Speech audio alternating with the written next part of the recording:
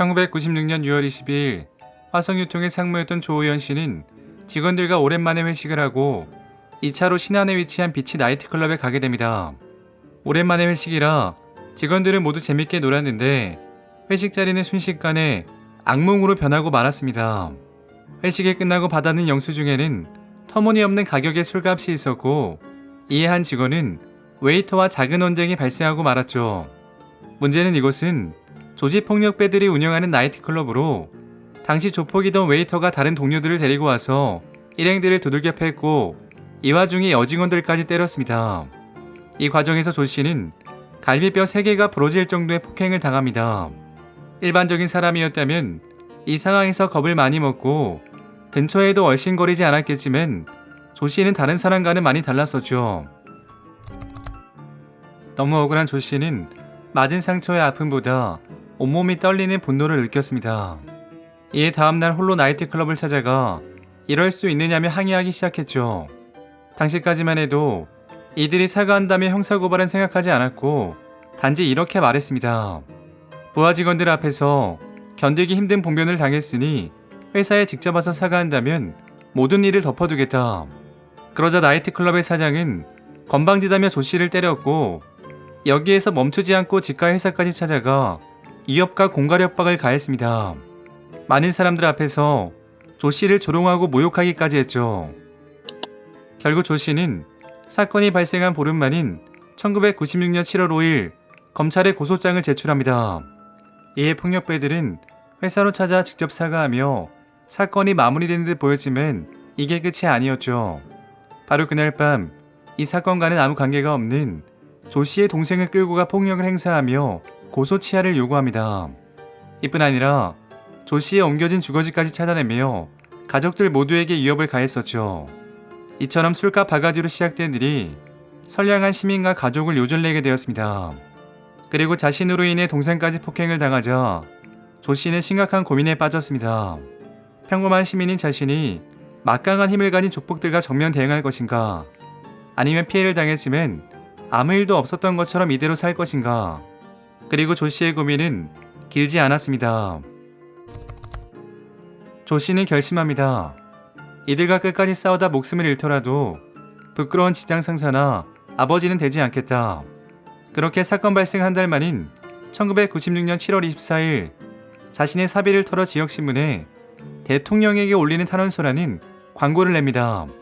탄원서에는 그동안 조직폭력배들에게 당한 일들이 일목요연하게 나열되어 있었는데 내용을 요약하면 이렇습니다. 이 나라에는 정의가 없이 조폭들이 판치는 나라인가? 나이트클럽에서 조폭에게 무자비하게 맞았고 조폭의 사과를 요구해도 경찰에 호소해도 제대로 처리되지 않았다. 법과 정의가 폭력배의 보복이 두려워 사그라든다면 진정한 정의사회 구현은 영원히 고해에 그친다는 생각이 들었다. 탄원서 마지막 부분에는 자신의 비장한 심정과 함께 주민등록번호 그리고 거주지까지 적혀 있었죠. 대한민국은 엄연한 법치국가인 만큼 조직폭력배와 목숨을 걸고 끝까지 싸울 것이다. 만일 폭행을 당해 목숨을 잃는다면 다른 시민들이 이러한 운동을 계속해주길 바란다. 이렇게 지역신문에 나온 광고는 큰 화제가 되어 메이저 언론에도 보도가 되었고 결국에는 당시 대통령인 YS에게까지 소식이 들어갑니다. 1996년 7월 26일 김영삼 대통령이 아침에 일어나 신문을 보는데 대통령께 보내는 탄원서라는 한 시민의 글을 보게 됩니다. 목포에 살고 있는 한 시민이 바로 자신을 향해 글을 쓴 것이었죠. 이를 본 김영삼 대통령은 매우 격노했고 국무총리부터 경찰청장까지 불러 호되게 혼을 냅니다. 이날 혼이 나갈 정도로 대통령에게 혼이 난 경찰청장은 목포의 경찰서장을 불러 내리갈굼을 시전합니다. 당시 목포경찰서에서 의경복무를 했던 사람의 증언에 따르면 청와대 등 여기저기서 전화가 걸려오기 시작했고 목포서장을 향한 내리갈굼이 엄청났다고 합니다. 그리고 김영삼 대통령은 당시 총리였던 이수동 총리에게 이번 목포 사건에 개입되어 있는 조직폭력배들을 색출하여 엄중히 처벌하라고 지시합니다. 이와 더불어 김 대통령은 이번 사건을 계기로 조직폭력배들을 완전히 뿌리 뽑아 우리 사회에서 이들이 더 이상 발붙일 수 없도록 특별 대책을 강구하라고도 지시했죠.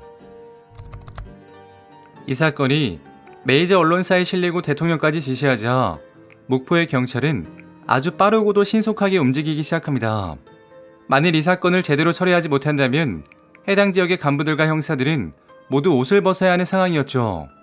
그렇게 해당 나이트클럽의 조직폭력배들은 검거되기 시작했고 단 이틀이 지나지 않아 조 씨와 관련된 모든 인물이 체포됩니다. 그리고 아무 관련이 없는 목포 지역의 다른 조직원들 또한 각종 제명들이 씌워지며 검거되었었죠. 이에 당시 목포 족폭들은 신안비치의 양아치들 때문에 우리 조직이 박살났다며 이들 사이의 표적이 되기도 합니다. 심지어 이러한 조치는 전국으로 확대되어 일제 단속이 시작되었고 전국적으로 많은 조직폭력배들이 구속됩니다.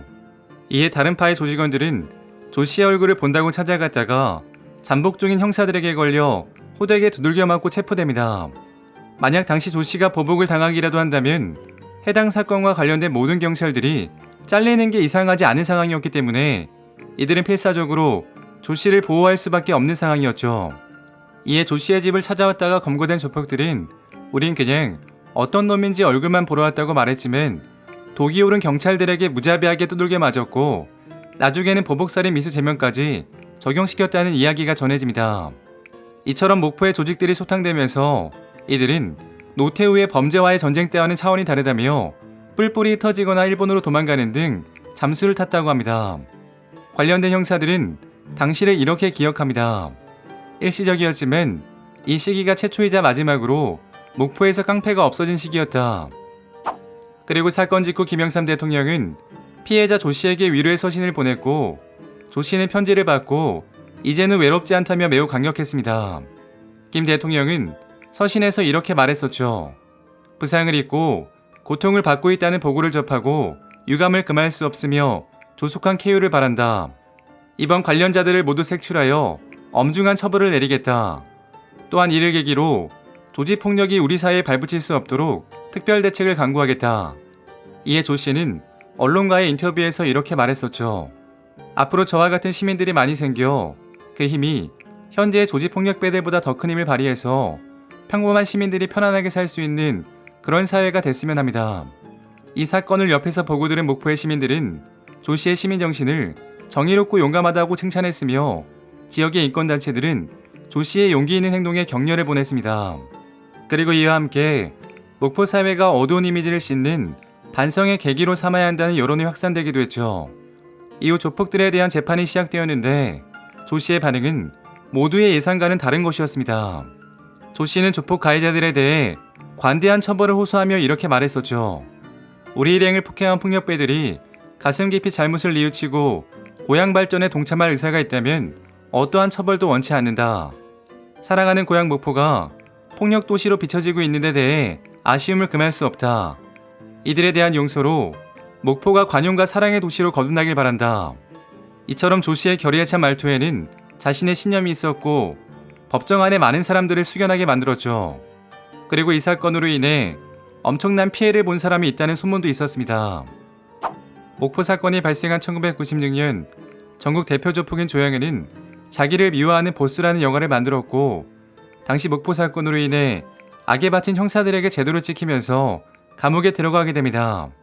이후 조영은은 다른 때 같으면 그냥 넘어갈 사건도 넘어가지 않고 특별하게 관리되며 오랜 시간 감옥에 있었다는 이야기였죠. 자, 오늘은 한 일반 시민의 용기 있는 결단이 대통령의 마음을 움직여 정의가 무엇인지 보여주고 목포의 조폭들을 소탕한 이야기였습니다. 재밌게 보셨다면 구독과 좋아요 부탁드립니다. 지금까지 역사비디오였습니다.